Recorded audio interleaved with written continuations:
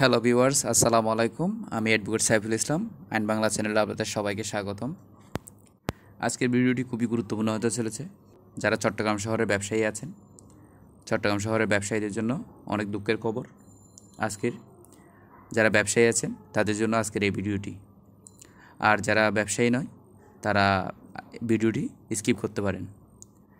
বিগত ১/১০/২০২৪ তারিখে জেলা ম্যাজিস্ট্রেট ও জেলা প্রশাসক চট্টগ্রাম জনাবা ফরিদা কানম মহোদয়ের স্বাক্ষরিত একটি বিজ্ঞপ্তি প্রচারিত হয়, গণবিজ্ঞপ্তি প্রচারিত হয়।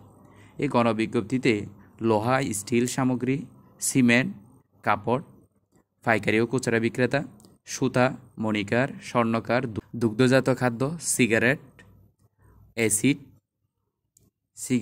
অ্যাসিড ব্যবসা, ব্যবহারকারী, বিপণনকারী ইত্যাদির লাইসেন্স এবং নবায়ন ইত্যাদি ব্যবসার লাইসেন্স এবং নবায়ন বিষয়ে একটি গণবিজ্ঞপ্তি প্রচারিত হয়। এই বিজ্ঞপ্তিতে কি বলা হয়েছে সেই বিষয় সম্পর্কে আলোচনা করব। আর এই গণবিজ্ঞপ্তি কেউ যদি অমান্য করে কোন ধরনের শাস্তি হবে সেই বিষয় সম্পর্কে আজকে আলোচনা করব।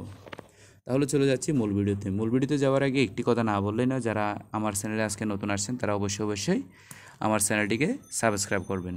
তাহলে চলে যাচ্ছি মূল ভিডিওতে। এই গণবিজ্ঞপ্তিতে বলা হয়েছে, এতদ্বারা সংশ্লিষ্ট সকল ব্যবসায়ীদের অবগতির জন্য জানানো যাচ্ছে যে অত্যাবশ্যকীয় পণ্য নিয়ন্ত্রণ আইন ১৯৫৬ অনুযায়ী অত্যাবশ্যকীয় পণ্য যেমন খ লোহা ও স্টিল সামগ্রী, খ সিমেন্ট, গ সকল প্রকার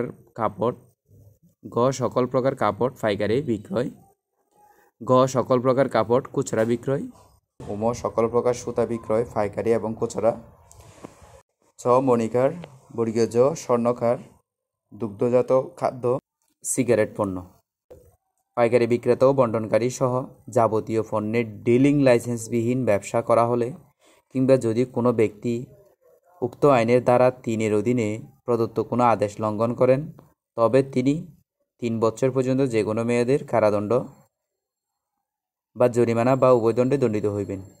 অতএব যে সকল ব্যবসায়ীগণ এই সকল পণ্য ব্যবসায়ীর এখনও ডিলিং লাইসেন্স করেননি তাদেরকে অতিসত্বর জেলা ম্যাজিস্ট্রেট, জেলা প্রশাসক চট্টগ্রামের কার্যালয় হতে লাইসেন্স গ্রহণ করার জন্য অনুরোধ করা হলো। যাদের লাইসেন্স আছে কিন্তু এখনও হাল সন পর্যন্ত নবায়ন করেননি তাদেরকে অতিসত্বর নবায়ন করার জন্য অনুরোধ করা হলো, অন্যথায় আইনানুগ ব্যবস্থা গ্রহণ করা হবে।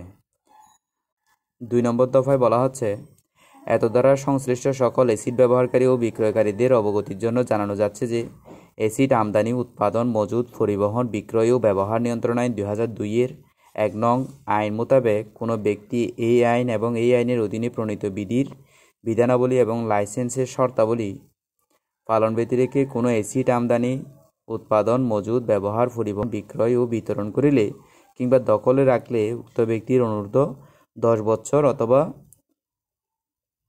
এবং অন্য ৩ বছর পর্যন্ত সশ্রম কারাদণ্ড এবং ইহার অতিরিক্ত ৫০,০০০ টাকা অর্থদণ্ডে দণ্ডনীয় হইবেন। এই আইনের আওতায় অ্যাসিড ব্যবহারকারী ও বিক্রয়কারী যে সকল অবৈধ প্রতিষ্ঠান এখনও লাইসেন্স করেননি তাদেরকে জেলা প্রশাসক চট্টগ্রামের কার্যালয় হতে লাইসেন্স গ্রহণ করার জন্য অনুরোধ করা হলো। যাদের লাইসেন্স আছে কিন্তু এখনও হাল সন পর্যন্ত নবায়ন করেননি তাদেরকে নবায়ন করার জন্য অনুরোধ করা হলো। আমদানিকারকগণের অ্যাসিড আমদানি, মজুদ, বিক্রয় ও বিতরণ ব্যবস্থা যথাযথভাবে পালন করার জন্য অনুরোধ করা হলো। অ্যাসিড আমদানি, উৎপাদন, মজুদ, পরিবহন, বিক্রয় ও ব্যবহার নিয়ন্ত্রণ বিধিমালা ২০০৪-এর বিধি ৩২-৪ মোতাবেক প্রতি ৩ মাস পর অ্যাসিড লাইসেন্স প্রদানকারী কর্তৃপক্ষের নিকট অ্যাসিডের বিস্তারিত হিসাব বিবরণী প্রেরণ করার জন্য অনুরোধ করা হলো, অন্যথায় আইনানুগ ব্যবস্থা গ্রহণ করা হবে।